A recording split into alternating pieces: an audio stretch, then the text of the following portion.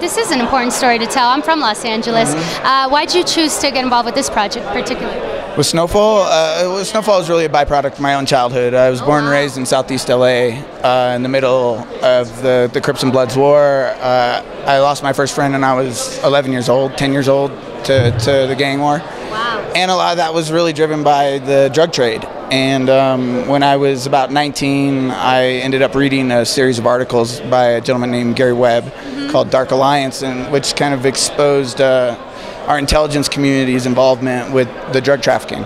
And that began about 20 years of research that eventually resulted in SnowFall. At a certain point, I linked up with John Singleton from Boys in the Hood, of course, and we were fortunate enough to get the show made, and we were fortunate enough as well to bring on a really great showrunner who's doing a great job with the show, and Dave Andron, and the show's up and running. We have a great support system, and everyone fortunately seems to be liking it. It's nice. The most important thing for me is to be able to have the opportunity to get that story out, just as a native Angelino, as someone like my grandfather opened one of the first Italian-American photo studios in downtown Los Angeles. So I'm a multi-generational Angelino on both sides of my family. So it's important to me because it's a story about my community. Yeah. Well, you know what? You nailed it, because that's why it is so authentic, because it's coming from a person that knows it, not that just reads about it or hears about it on the news. And I think we need more of that. So I really appreciate that you're behind the scenes on this and telling your own story. You know. Well, yeah.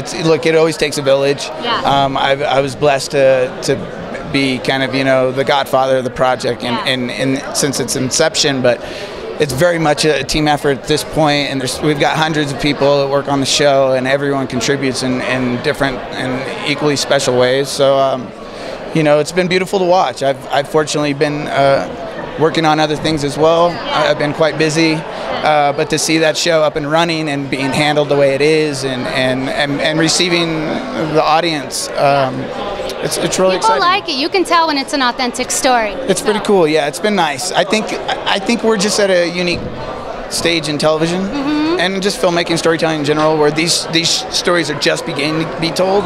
So I'm excited to see where we go from here. Yeah, absolutely. The audience they're demanding that. You see more shows like The Chi. And, I think we're gonna. I personally am involved with a handful of other things that are coming up that are. Want to talk about any? Can you announce any? I can't. I'm sorry. I can't. But you, so you're a great force in the industry. But today you're a bowler. Well, let's hold our judgments on that just yet. Wait till you see me bowl before you call me a bowler. Oh, okay. I don't know how good this is going to be. So on a scale of 1 to 10, 10 being the best bowler. I'm all about under promise and over deliver. Okay. So let's say like a 4. A 4. So if I end up okay. at 6, you're impressed. All right.